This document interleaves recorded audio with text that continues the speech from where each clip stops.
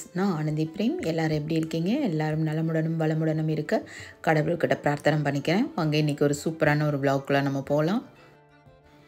என்னோடய ஃப்ரெண்டோட வீட்டு ஹவுஸ் வார்மிங்க்கு தான் நாங்கள் போயிருந்தோம்.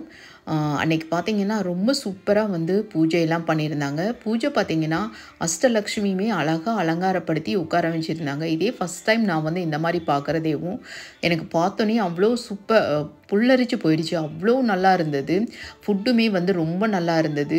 உண்மையாலுமே கர்நாடகாவில் பூஜை புனஸ்காரம் அப்படிங்கிறது ரொம்ப ரொம்ப கிராண்டாக பண்ணுவாங்க. இவங்களுமே ரொம்ப சூப்பராக பண்ணியிருந்தாங்க. எனக்கு வந்து ரொம்ப பிடிச்சிருந்தது. சத்யநாராயணா பூஜாவிலேருந்து எல்லாமே பண்ணியிருந்தாங்க. ரொம்ப கிராண்டாக சூப்பராக இருந்தது. மத்தியானம் லஞ்சும் பார்த்திங்கன்னா பிரமாதமாக இருந்தது. அது சாப்பிட்டுட்டு நல்லபடியாக ஒரு 4 மணி ஆயிடுச்சு நம்ம வீட்டுக்கு வர்றதுக்கேவும். அதுக்கப்புறமா நெக்ஸ்ட் டேவோட ரொட்டீன் தான் வந்து நான் உங்கள் கூட ஷேர் பண்ண போகிறேன். வெயில் காலமும் இப்போ தொடங்கிடுச்சு. அதனால் பார்த்திங்கன்னா நம்ம வெயில் காலத்துக்கு தகுந்த மாதிரி நிறையா நீர் இருக்கிற மாதிரி காய்கறிகள் வந்து நல்லா சேர்த்திக்கணும். அதனால தான் பார்த்திங்கன்னா நான் வந்துட்டு கொஞ்சம் இந்த வெள்ளை பூசணி வந்து அடிக்கடி நான் வாரத்தில் எப்படியாவது ஒரு தடவை நான் சேர்த்திடுவேன். அது வந்து கண்டிப்பாக நமக்கு உடம்புக்கும் ரொம்பவே நல்லது. இந்த உப்பு கடலை பார்த்திங்கன்னா ரொம்ப நல்லது. நம்ம சாப்பிட்றப்ப நம்ம வந்து இப்போ நிறைய பேர் தண்ணியே குடிக்காமல் அப்படியே இருப்பாங்க.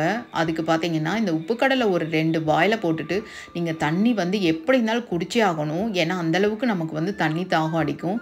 இது வந்து நான் உண்மையாலுமே ரொம்ப நான் ஃபாலோ பண்ணுவேன். ஏன்னா நான் வந்து தண்ணி குடிக்கிறது வந்து ரொம்ப ரொம்ப கம்மியாக தான் நான் தண்ணி குடிப்பேன். அதனாலேயே பார்த்திங்கன்னா எனக்கு நிறைய டீஹைட்ரேட் ஆகிட்டே இருந்தது. அதுக்கப்புறம் அம்மா தான் வந்துட்டு சொன்னாங்க, இந்த மாதிரி உப்பு கடலை வந்து அப்பப்போ வாயில் போட்டுட்டு கொஞ்சம் தண்ணி குடிக்கிறப்ப நமக்கு வந்து நிறையா தண்ணி குடிக்கிற மாதிரி இருக்குமா அப்படின்னு சொல்லிட்டு. அதுக்கப்புறமா பார்த்திங்கன்னா இந்த மாதிரி ஒரு பாட்டிலில் நம்ம சேவ் பண்ணிட்டோம் அப்படின்னா அதுக்கப்புறமா நம்ம எப்போ வேணாலும் ஒரு 2 வாயில் போட்டுட்டு அப்புறமா ஒரு கிளாஸ் தண்ணி ஃபுல்லாகவே குடிப்பேன். இப்போ கொஞ்சம் நல்லாவே தண்ணி நிறைய குடித்து பழகியிருக்கேன் நான். இதுவுமே வந்து ரொம்ப நல்லது தான் இந்த கடலையெல்லாம் சாப்பிட்றது. நம்ம வந்து கிரேவிங் ஆகும்போது நம்ம வேறு ஏதாவது சாப்பிட்றதுக்கு பதில் இந்த மாதிரி கடலையெல்லாம் நம்ம சாப்பிட்றது நமக்கு ஹெல்த் வைஸ் ரொம்ப நல்லது தான். இந்த டிப்ஸு உங்களுக்கு பிடிச்சிருந்தா கண்டிப்பாக ஃபாலோ பண்ணுங்கள். அதே மாதிரி தான் கறி லீவ்ஸ் எல்லாம் பார்த்திங்கன்னா ஒரு 15 டேஸ் ஒன்ஸ் தான் நான் வாங்குவேன். இந்த மாதிரி வாங்கிட்டு வந்து ஒரு 10 ருபீஸ்க்கு வாங்கிட்டு வந்தோம் அப்படின்னா பார்த்திங்கன்னா தண்ணியில் நல்லா அலசிட்டு தண்ணியெல்லாம் வடிகிற அளவுக்கு நம்ம வந்து ஒரு இடத்துல நம்ம வந்து வச்சிடணும். அதுக்கப்புறமா பார்த்திங்கன்னா அது நிழல்லையே தான் வைக்கணும். அதுக்கப்புறமா நம்ம எடுத்து நம்ம உருவி ஒரு டப்பர்வேர் டப்பாலையோ இல்லை கண்ணாடி பாட்டில்லையோ எதுலையாவது நம்ம வந்து ஒரு சின்ன டிஷ்யூ ஒன்று போட்டுட்டு நீங்கள் எடுத்து வச்சிங்க அப்படின்னா 15 டேஸ் வரைக்கும் உங்களுக்கு அப்படியே இருக்கும். அதே மாதிரி தான் பாருங்கள் எல்லா காய்கறிகளோட இதெல்லாம் பார்த்திங்கன்னா நம்ம அந்த தோலெல்லாம் எடுத்து வச்சிட்டோம்னா ஒரு 10 நாளைக்காவது அப்படியே இருக்கும். இந்த மாதிரி நம்ம எடுத்து வச்சிட்டோம் அப்படின்னா நமக்கு பார்த்திங்கன்னா ஒரு வாரம் ஃபுல்லாகவே நம்ம ஈஸியாக வந்து மார்னிங் எந்திரிச்சோன்னே நமக்கு ஒர்க் பண்ணுறதுக்கு ரொம்ப ஈஸியாக இருக்கும். இந்த டைம்லலாம் ப்ரொக்கோலி வந்து நிறைய சேர்த்திக்கலாம். அதெல்லாம் வந்து ரொம்ப ஹெல்த் பெனிஃபிட்ஸ் ரொம்பவே இருக்குது. ஸோ இதெல்லாம் வந்து நம்ம இந்த வெயில் காலத்துக்கு அப்பப்போ நம்ம சேர்த்திக்கிட்டோம் அப்படின்னா ரொம்ப நல்லது. இது நெக்ஸ்ட் டே மார்னிங் நான் வந்து பால்கனி அதுக்கப்புறமா பார்த்திங்கன்னா பாத்ரூம் க்ளீனிங் அது கூட உங்களுக்கு ஒரு சின்ன டிப்ஸோடு நான் உங்க கூட ஷேர் பண்ணுறேன்.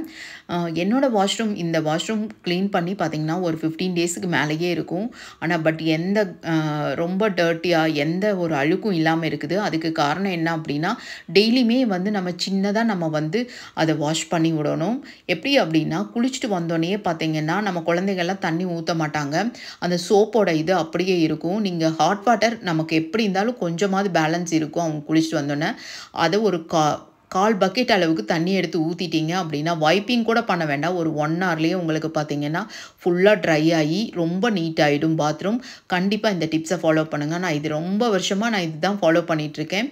ரொம்ப நீட்டாக இருக்கும். இப்போ பூச்செடிகளுக்கெல்லாம் பார்த்திங்கன்னா நான் நிறைய வீடியோஸ் பார்த்தேன். அதில் பார்த்திங்கன்னா இந்த பனானா நம்ம வீட்டில் வந்து சாப்பிடாமல் அப்படியே இருக்கும் பாருங்கள். அந்த ரொம்ப பழுத்து போன பனானாவெல்லாம் பார்த்திங்கன்னா ஒரு 4-5 இருந்தது. அதெல்லாம் வந்து ஒரு 2 வீக்ஸாக வந்து தண்ணியில் போட்டு நல்லா ஒரு டப்பாவில் போட்டு மூடி வச்சுருந்தேன். அதை தான் வந்து பார்த்திங்கன்னா நல்லா கலந்துட்டு ஒரு பக்கெட் நிறைய தண்ணியில் டைல்யூட் பண்ணிவிட்டு அப்புறமா வந்து நம்ம அரிசி கழுவுன தண்ணி எல்லாமே அதில் ஊற்றிருக்கேன். இதெல்லாம் செடிக்கு ஊற்றினா ரொம்ப நல்லா வளரும் அப்படின்னு சொல்லி சொன்னாங்க. அதுதான் வந்து நான் இப்போ ஃபாலோ பண்ணிகிட்ருக்கேன்.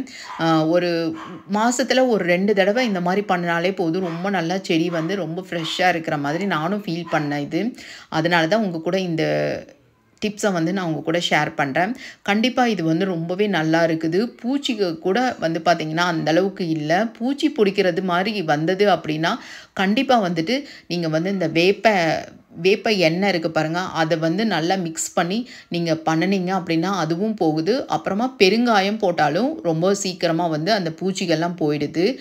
நான் இப்படி தான் ஃபாலோ பண்ணிகிட்டு இருந்தேன்.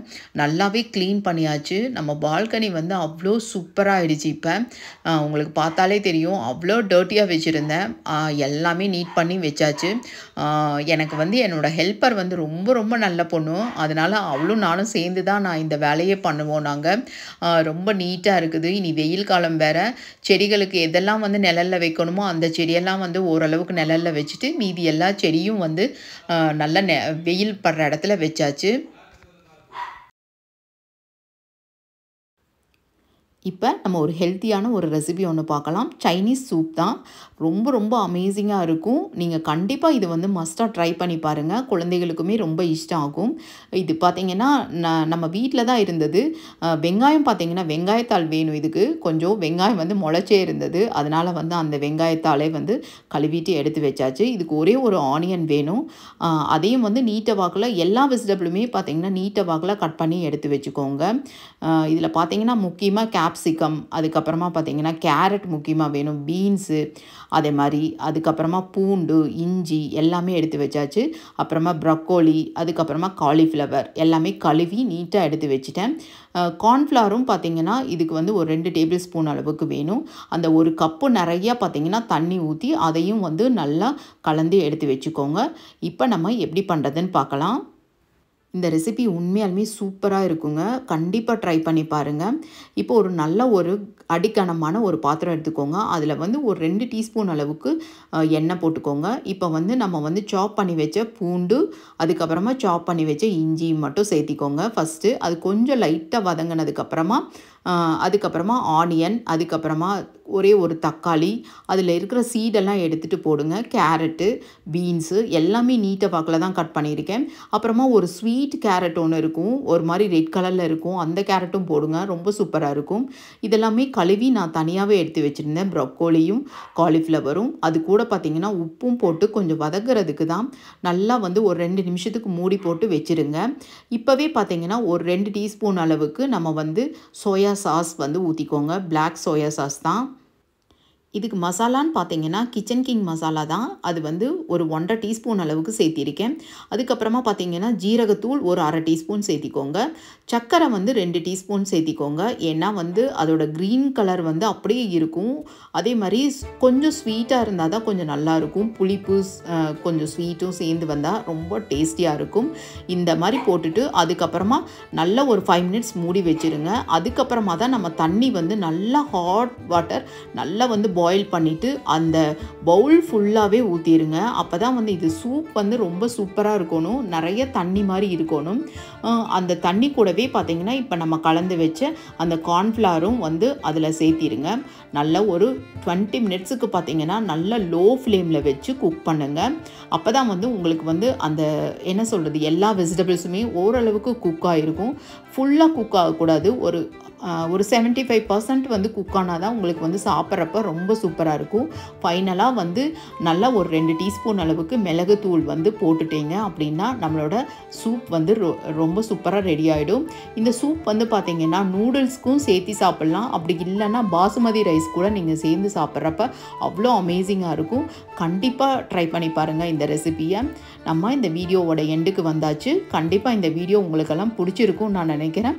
பிடிச்சிருந்தா நம்ம சேனலை லைக் பண்ணுங்கள், சப்ஸ்கிரைப் பண்ணுங்கள். அடுத்த ஒரு இன்ட்ரெஸ்டிங்கான ஒரு வீடியோவில் மீட் பண்ணலாம். Keep supporting me. Thanks for வாட்சிங்.